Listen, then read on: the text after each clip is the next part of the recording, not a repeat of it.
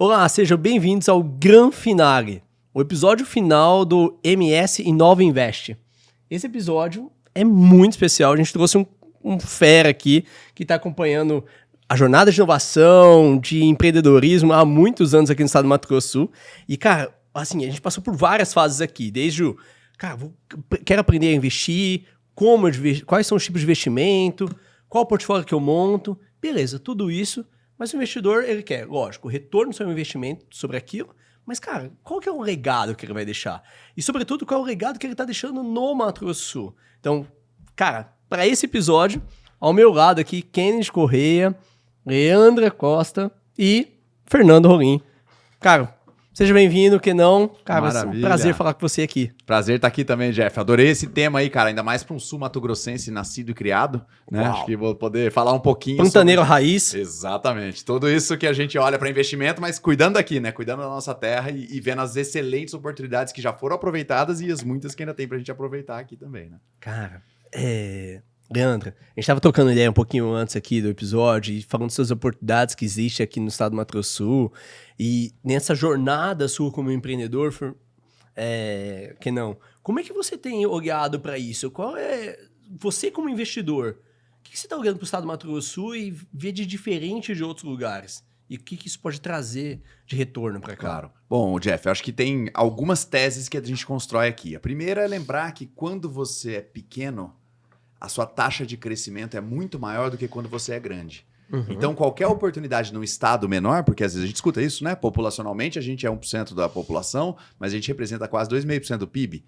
Uhum. E isso aconteceu nos últimos 10, 15 anos. Então, acho que o primeiro ponto é olhar para quando, como investidor, em especial investidor em risco, a gente está sempre olhando muito para crescimento. Acho que isso é uma primeira linha importante. Segundo, vocês já tocaram nesse ponto com certeza, a vocação do próprio estado, que é uma vocação do Centro-Oeste, que no fim do dia é uma vocação do Brasil, que é o agronegócio. A gente está num momento econômico muito chacoalhado para os negócios de serviço, e em especial para o comércio, que está sofrendo demais, principalmente pelos concorrentes globais, aí, principalmente as empresas chinesas.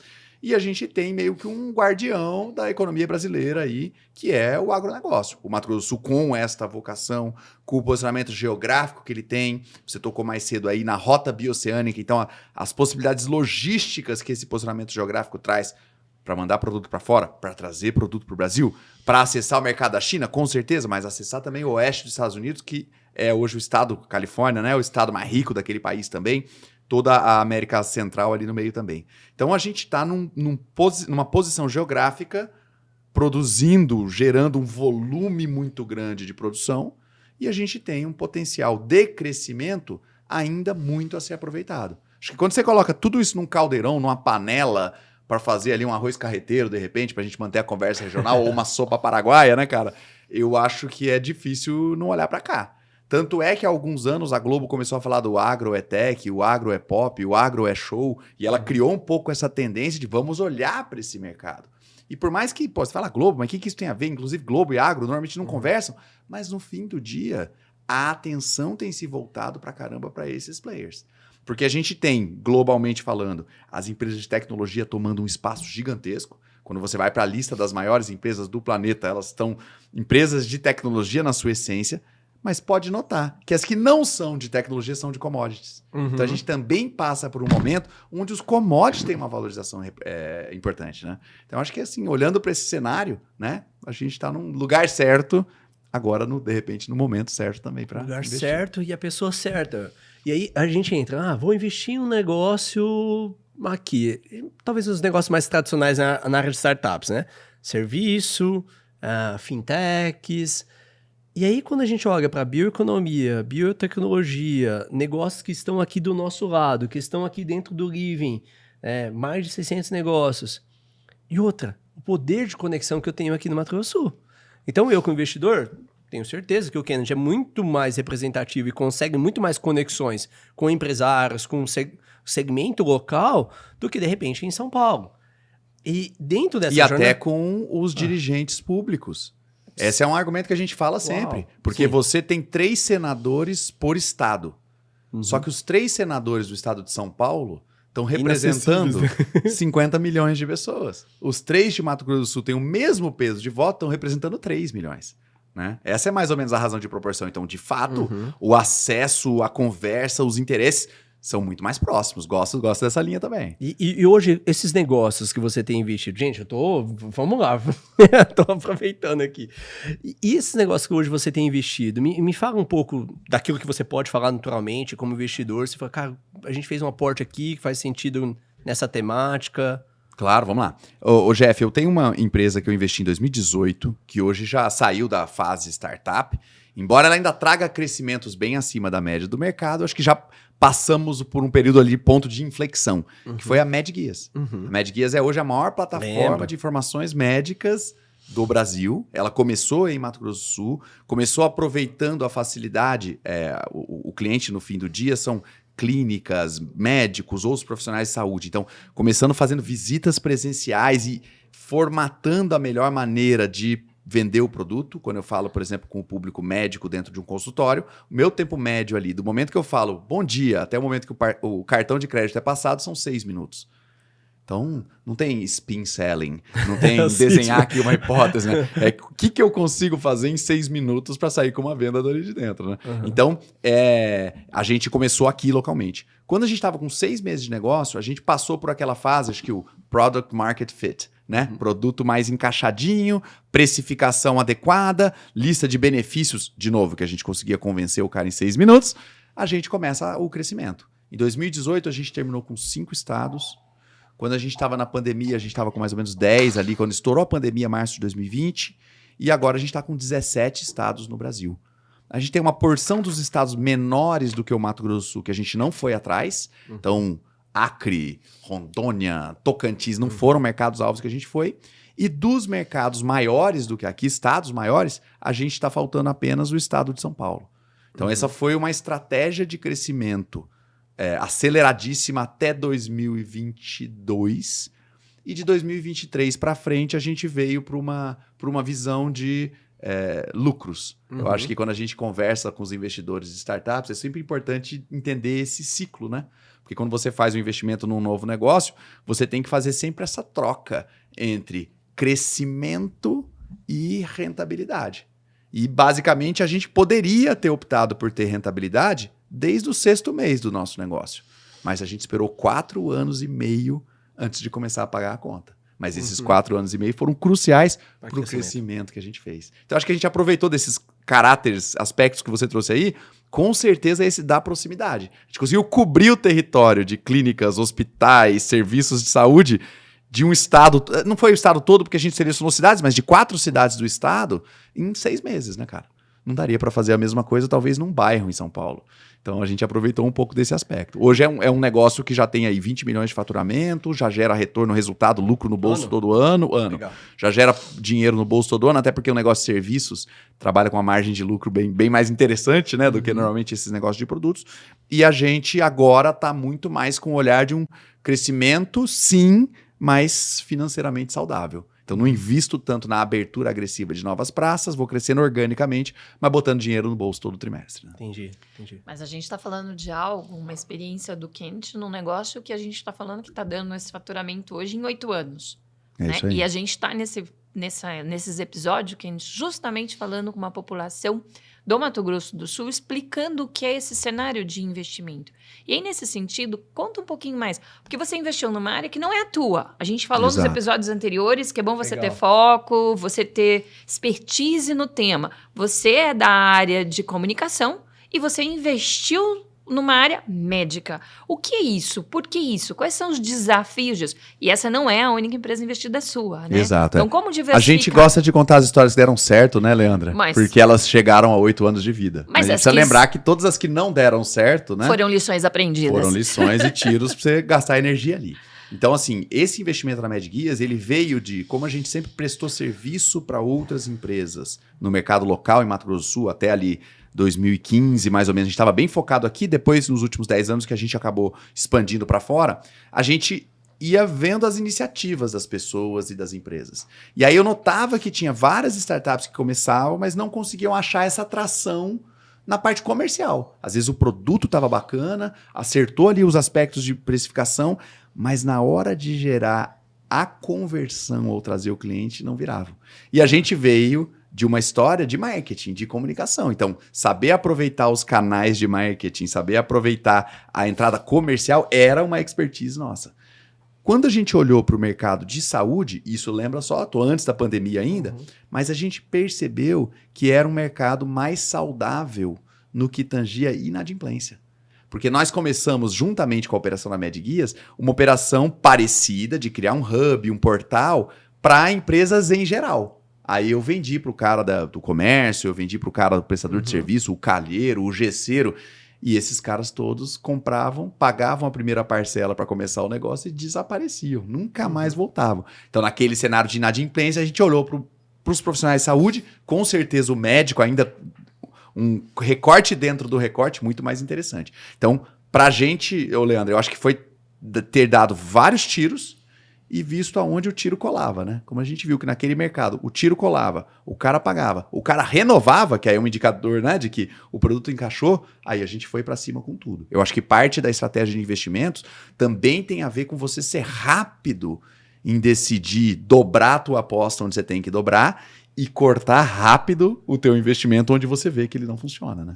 E então, acompanhar no negócio, porque para você saber de toda essa estratégia do desenvolvimento, você esteve sempre muito junto ao empreendedor no seu business, no seu dia a dia, nos reportes, que a gente até comentou nos episódios anteriores, né? A importância que o investidor tem, mesmo que sendo da sua área, de acompanhar o desenvolvimento do negócio. Aí você traz aqui a sua experiência exitosa, porque justamente você acompanhou no processo. Com Isso certeza. É muito bacana. Muito parecido com o Peter, eu tenho muito esse olhar de investir nos negócios o qual eu tenha algum grau de influência no resultado que ele vai adquirir. Né? Eu não acho que isso vai servir necessariamente para todo mundo, mas eu, como sempre atuei no mundo B2B, para mim sempre fez muito sentido eu poder estar influenciando, seja para fazer a abertura no contato do cliente.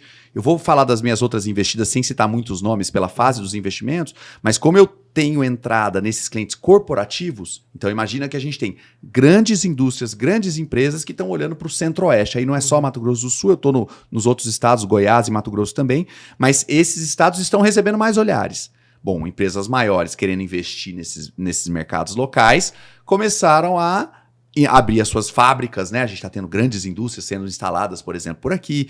Outras olharam como mercado consumidor, então comércio, loja, alguma coisa em serviços acoplado. Mas quando a gente fala em inovação, quando a gente fala numa tecnologia que vem para mudar um pouquinho a forma como aquela empresa operava, elas sentem falta de ter esse apoio local. Então eu entendi que uma vocação do meu negócio, Leandro, além da gente ser ali um hub de serviços de tecnologia e de comunicação, era o conhecimento local. Então como é que eu posso aproveitar o fato de que eu estou aqui, nascido e criado há 43 anos nesse estado, né? Vendo as empresas que chegam e vão, vendo os negócios que perduram e crescem. Como é que isso pode virar um diferencial? E aí a gente olhou não para criar startups unicórnios, nunca com essa vontade ou esse sonho de criar o próximo unicórnio, mas... será que eu não consigo pegar aquela etapa do processo, da cadeia de valor daquela empresa e otimizar um pedaço dela? E aí, com isso, a gente começou a investir em negócios que estão atuando para destravar valor em operações de indústrias B2B olhando para o Centro-Oeste. Vai tentando... Não tinha desenhado exatamente com essa palavra, mas adorei a pergunta para provocar a pensar aqui, né?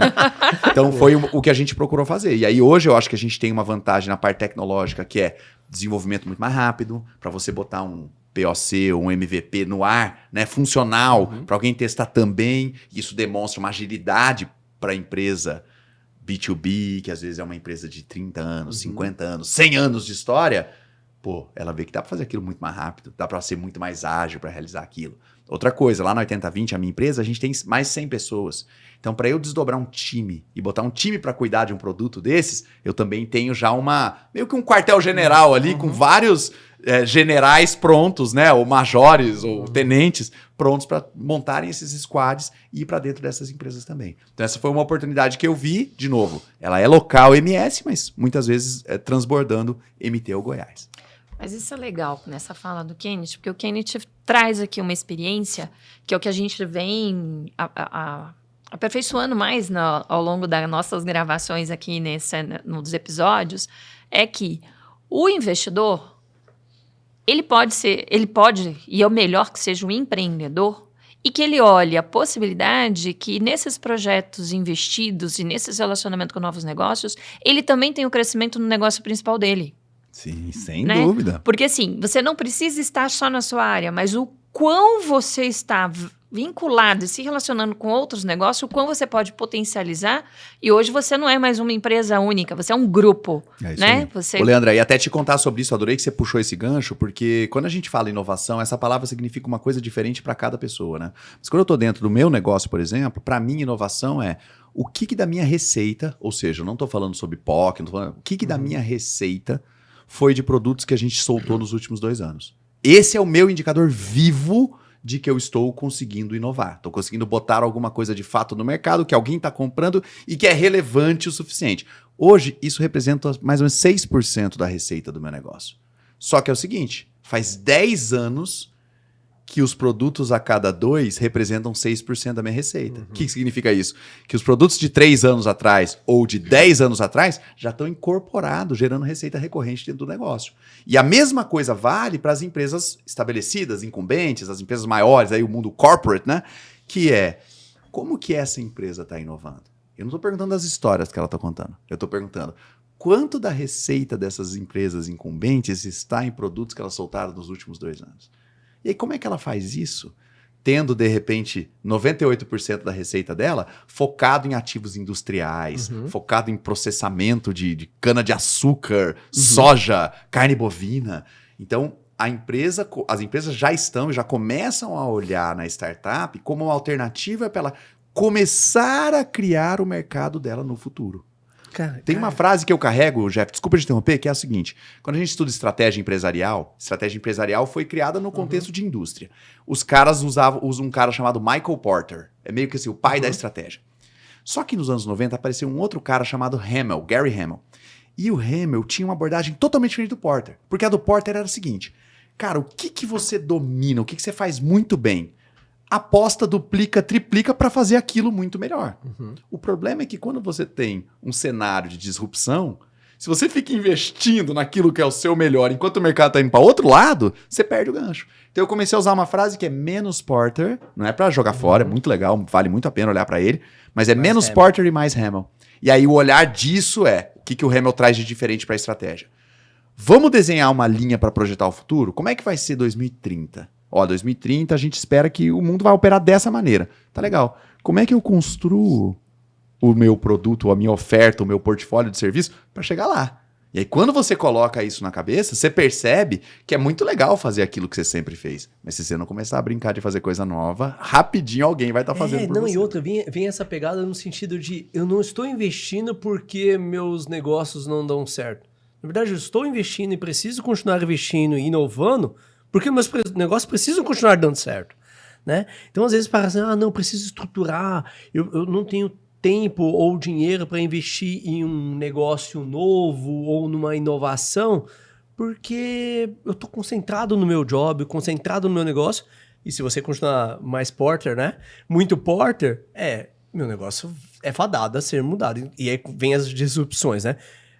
Cara, e a gente vem cada vez mais rápido essas disrupções. A gente vem com o mundo da internet, o mundo dos smartphones, o mundo pandêmico, o mundo das IAs. Qual que é a próxima? Ano que vem. Ou próximo mês, né? E esse processo de o tempo inteiro estar inovando através de investimentos é um pouco do que empresas mais tradicionais que a gente tem no Mato Grosso do Sul, talvez, eu vou dizer empresários que estão acostumados com negócios mais tradicionais precisam olhar no sentido de olhar para startups, olhar para novos negócios, inovar no sentido, puxa, mas eu não tenho uma ideia. Cara, se junta com pessoas que têm ideias, se junta com pessoas que estão compreendendo e fazendo grandes negócios para fazer essa coisa acontecer. É mais ou menos por aí, Fernando? Só para colocar você na conversa aqui junto com a gente. Eu tô louco para entrar porque vocês estão tocando num assunto super interessante que é como é que a corporação, como é que os empresários, né, entram nesse jogo. A gente viu aqui na nossa série de episódios aqui do nosso podcast, nós vimos advogados que viraram investidores em startups. Nós vimos educador que virou investidor em startup. Nós vimos um cientista acadêmico que criou o produto dele e depois passou a investir em negócios inovadores, em startup. E agora a gente vê um publicitário que passou a investir em coisas, em startups, na medida em que ele aplicou esse conhecimento dele de uma forma diferente, como advogado, como educador, como o cientista, né, o engenheiro. Agora, a pergunta que eu faço para você, Kennedy, o que a gente precisa fazer para agilizar, ganhar um pouco mais de tração, de trazer o empresário para ser o investidor nessa inovação, né? Não só o corporate, né, a corporação, né, onde talvez já esteja um pouco mais familiarizado com internalizar essa inovação e investir nessa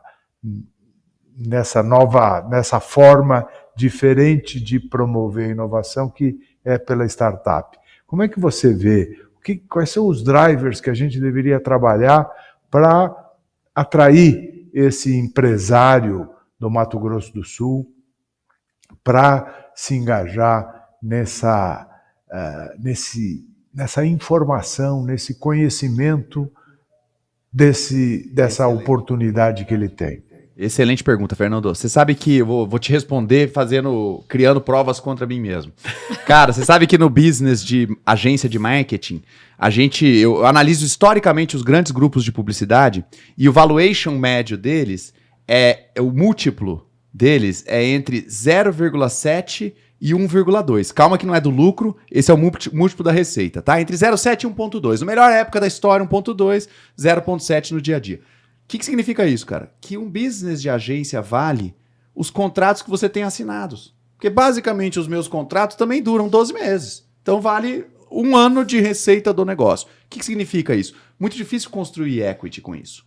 Tendo tido essa visão lá atrás, comecei a procurar outros negócios para fazer. Mas depois de um tempo eu percebi que eu nunca largava do meu negócio original. E a empresa, acho que a Leandra, o Jeff acompanha isso mais de pertinho, vem crescendo nos últimos anos, né? Cada ano, cresce um pouquinho, arranja um espaço, cresce lá. O que eu descobri, cara? O business de agência não gera equity, mas ele me coloca sentado dentro da sala de situação do empresário. Eu tô ali resolvendo uma campanha de marketing para fazer um lançamento de um produto para resolver um problema. Eu tô ali discutindo uma crise de imagem que a imprensa tá falando daquela empresa. Eu tô entendendo onde tá doendo. Eu tô vendo qual que são as campanhas que o cara quer fazer para as linhas de produto. Ou seja, quando eu caio dentro da sala de situação, eu entendo a dor do cara. E eu sei que esse é um discurso super batido, todo mundo fala da dor, mas no fim do dia é isso. Como é que eu consigo a atenção desses executivos dentro dessas grandes empresas? É a hora que eu primeiro escuto eles para entender o momento que eles estão, para onde eles estão querendo ir. E a partir daí, para mim, fica muito fácil, até pela experiência com isso, achar o encaixe, achar como é que eu otimizo aquele processo, como é que eu faço isso muito melhor ou até muito mais rápido. Até porque muitas vezes esse investimento que o cara está trazendo para uma startup vai gerar uma economia para ele do orçamento dele disponível na ordem de, sei lá, metade do que ele ia gastar, 1/3 do que ele ia gastar. Então ele está conseguindo gastar muito menos com uma solução muito mais inovadora. Quando você fala isso para o executivo, isso brilha os olhos dele. Só que você não pode falar genérico, você não pode falar à toa. Então o que eu vejo, às vezes, Fernando, é uma distância das pessoas da realidade do negócio. Por que o Peter, o cientista que estava aqui, tem vários outros colegas cientistas que se formaram com eles e que trabalham com ele. Mas por que ele foi diferente? Porque ele está dentro das maiores empresas do Brasil do segmento dele. Ele citou aqui algumas daquelas que são as líderes dos mercados dela, que estão gastando algumas dezenas de milhões com vazamentos de água. Acho que ele tocava um pouco nesse aspecto. Então eu acho que a maneira da gente se aproximar desses potenciais investidores, seja como empresários ou como executivos, nessas grandes organizações, é participar dos eventos dela, é fazer visitas para escutar e não para vender. Até porque quando você faz uma visita para vender, você já ativa um sensor no cara de que ele não quer comprar nada. Agora, quando você vai para escutar, quando você vai fazer um podcast, quando você vai fazer uma entrevista, ou quando você encontra ou esbarra num evento, pode ser até no mictório, né? Com a pessoa.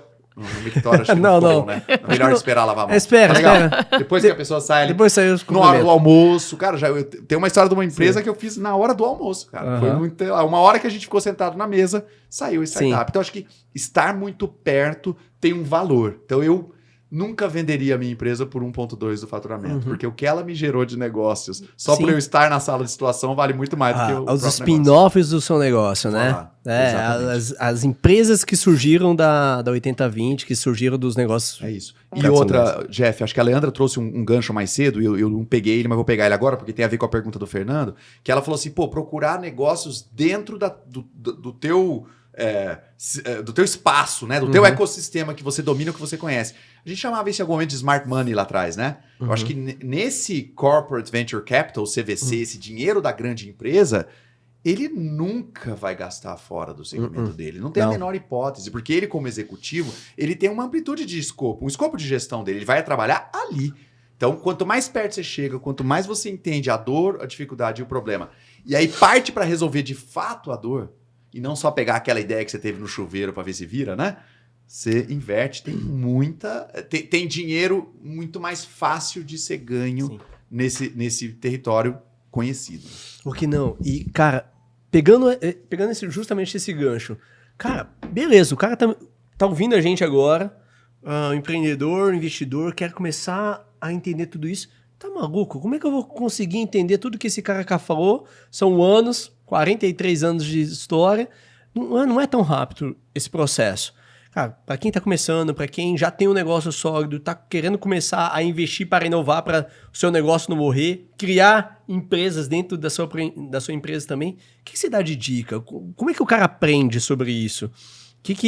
Qual caminho ele pode seguir? Ô Jeff, eu acho que a gente tem que olhar que a estratégia do investidor, né? A pessoa que acumulou algum capital, tem ali algum patrimônio e precisa alocar esse investimento, ele tem opções, principalmente no Brasil, que é um país que recompensa muito esse cara do dinheiro do renda fixa, né? Esse cara precisa olhar para opções ou alternativas. Se ele quiser viver da renda, como muita gente promete, ou se ele quiser aumentar o patrimônio dele, a primeira coisa é ele ter consciência de que 100% do CDI não vai aumentar o patrimônio dele. Acho que isso é uma visão muito importante. Importantíssimo, porque todo mundo fala, não, eu vou deixar no CDI ali, tá me garantindo, e aí, a inflação, e isso e aquilo, enfim. E aí a gente olha só o valor nominal, esquece que tem um negócio chamado inflação, que transforma aquele juros real num valor muito mais baixo do que aquele. Então, todas as pessoas que optaram por deixar o seu dinheiro no CDI ficaram menores 10 anos depois do que quando elas começaram. Então, acho que esse é o primeiro toque importante. Bom, então você tem que procurar alternativas de investimento. Vai ter gente que vai correr para a bolsa de valores. Então você vai encontrar empresas estabelecidas que resolveram dar um pedacinho delas para os investidores. A questão é, quando a gente olha as empresas que são as maiores do mundo hoje, falei disso ali mais cedo, quando a gente olha as empresas que imprimem a melhor taxa de crescimento, e aqui eu não vou nem falar de faturamento, vou falar de equity, de valor mesmo de mercado, a gente percebe que as empresas de base tecnológica, as empresas no ecossistema de inovação, são as que ganham esse território, esse espaço. Eu me lembro muito do Warren Buffett, que falava que ele nunca investiria em empresas de tecnologia. Está com quase 20% da Apple já no portfólio dele. Então até um cara que não daria o braço a torcer, deu em algum momento, porque ele entendeu. É o momento da tecnologia. É o mundo de tecnologia. E por sorte a gente escolheu esse mundo, né, Jeff? Ainda bem. Então, o investidor precisa entender que ter um componente de inovação, e aí eu estou falando não só de sistemas, uma coisa mais específica, mas eu estou falando assim, toda a digitalização da nossa vida, da nossa existência, a digitalização dos próprios negócios, né? Ele entende que como é que você está alocando o seu dinheiro sem olhar para isso. Eu falei do mundo em 2030, mas o mundo em 2025 já é um mundo digitalmente transformado. Então, o investidor precisa entender que mesmo que ele esteja no setor mais conservador ou tradicional que você possa imaginar, e eu acho que vou usar o agro aqui, porque o estereótipo do agro é esse, né? Mesmo que ele esteja no segmento mais conservador, o componente de tecnologia é cada vez mais relevante. O agro não é mais o agro da chácarazinha, da fazendinha de final de semana, do vou pegar aqui uns hectares para plantar. Ele precisa de soluções. Aí você pode falar lá das ferramentas para análise do solo, você pode falar do drone para reconhecimento de imagem, os modelos de IA para fazer as projeções de quanto você tem que aplicar para ter determinado resultado em produtividade. Cada uma dessas fases, cara, tem 2, 3 startups em Mato Grosso do Sul atuando diretamente, né? Então, chegar mais perto do seu próprio segmento, com a cabeça aberta para as inovações, já vai te dar um excelente faro de onde investir. Porque se você é do agro e estiver procurando algo no setor do show business, a chance de você fazer um investimento errado, a chance de você colocar o seu dinheiro em algo que não faz sentido para o setor é muito grande. Então, eu super recomendo que o investidor procure primeiro a sua zona de conhecimento. O seu território, né? Como a Leandra falou mais cedo lá, qual que é a tua área, o que você domina? Ali dentro já dá para fazer um portfólio bem interessante de investimento em inovação. Animal. Vocês dois são da área de tecnologia e graças a Deus. Eu tô doido aqui para falar um monte de coisa e tal. E eu falo, não, eu só tenho que perguntar. Mas o que a gente tem que avaliar dentro disso é, eu posso ser uma empresa tradicional e nessa linha de adentrar dessa temática de investimento, me aproximar, porque eu não preciso assumir um risco de ter um business, mas eu estar investindo numa empresa que tem um business que agregue ao meu negócio, faz com que no reporte, no acompanhamento com aquele empresário, eu comece a entender daquele tipo de negócio e a minha empresa pode ser tech depois de um tempo.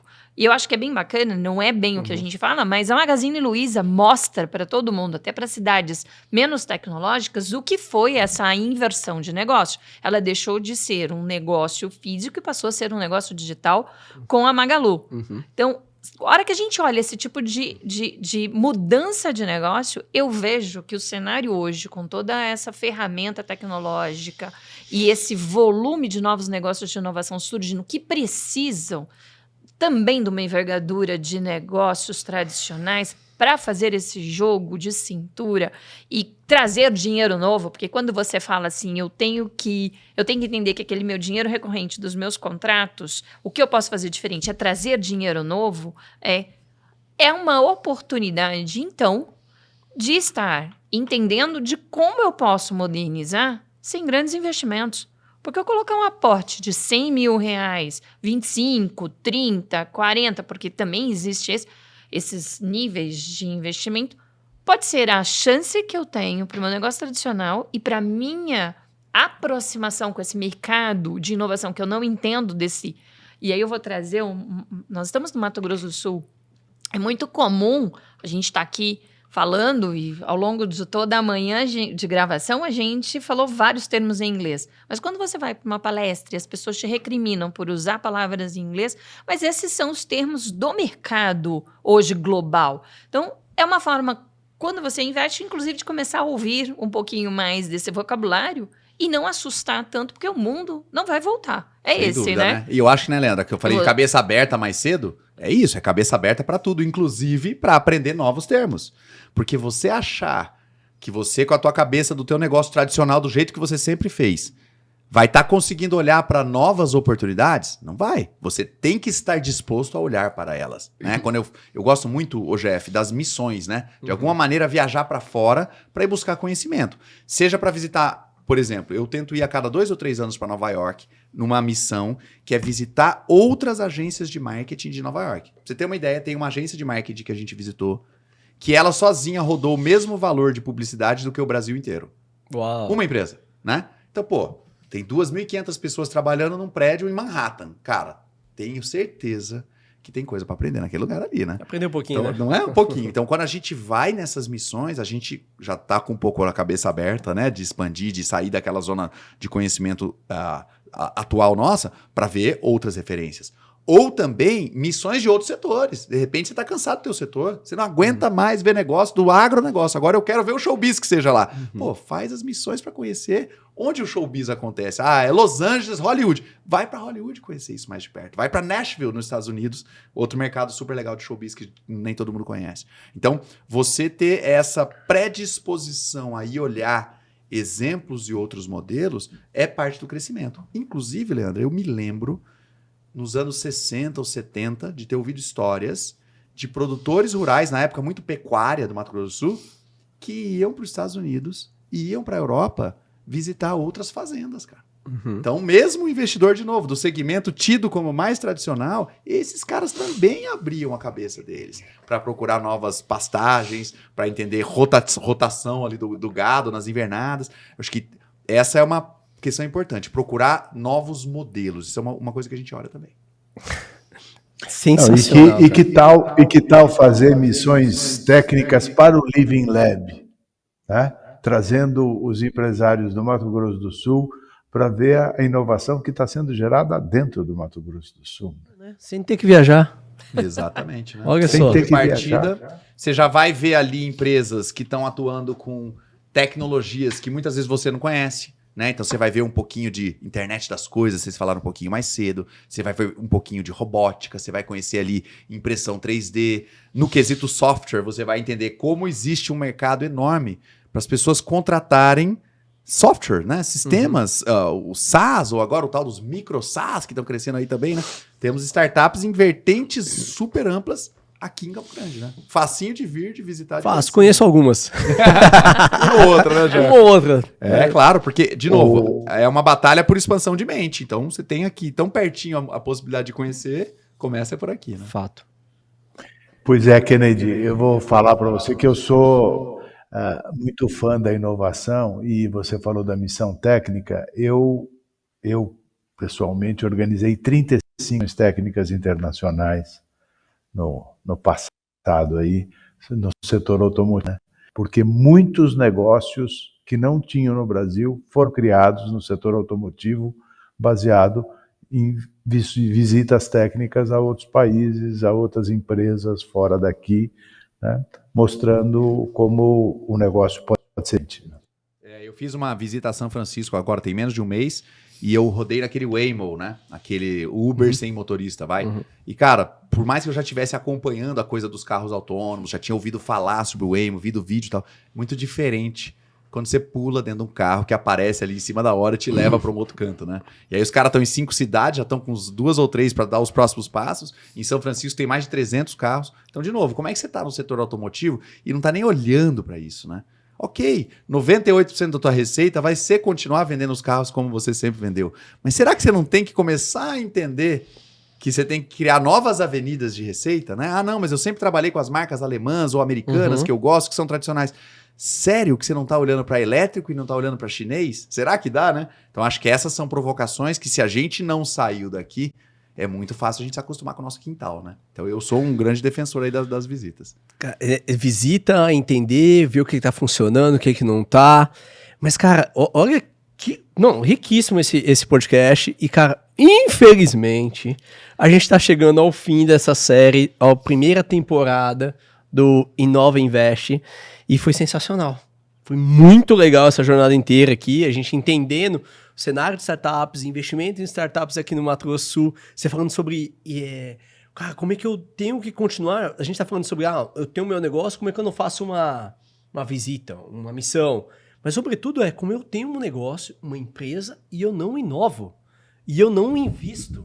Né? Então essa jornada é super importante para todo mundo que chega ao final aqui agora, para a gente não fazer isso sozinho, mas a gente fazer isso juntos, né? Com certeza. Como é que eu posso aprender com o Kennedy? Como é que eu posso aprender com o Fernando, com a Leandra? Puxa, eu quero aprender a investir. Com o Jefferson. Com o Jeff também. Valeu.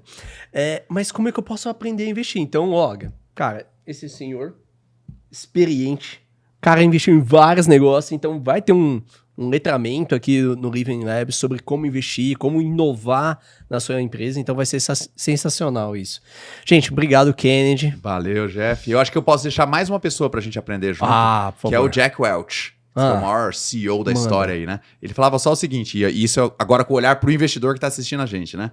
Quando as mudanças que estão acontecendo fora da nossa empresa são mais rápidas do que as mudanças que estão acontecendo dentro, o fim está próximo. Então, fica o recado. Uau! Ferrou. Deu até medo em mim mesmo. Né? Eu falei, caramba, eu acho que eu tenho que olhar para isso também. Fernando, obrigado. Obrigado pela simpatia, o conhecimento que você trouxe pra gente. A gente vai se ver em breve. E Leandra, Obrigado por esse espaço, todo o canal. E, por favor.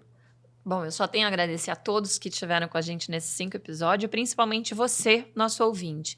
E que nos procure, venha aprender um pouquinho mais sobre essa temática de inovação pelo viés do investimento. Garanto que alguma diferença acontecerá. Com certeza fará. É isso. Gente, valeu, muito obrigado e Obrigada, até a Ken. próxima temporada.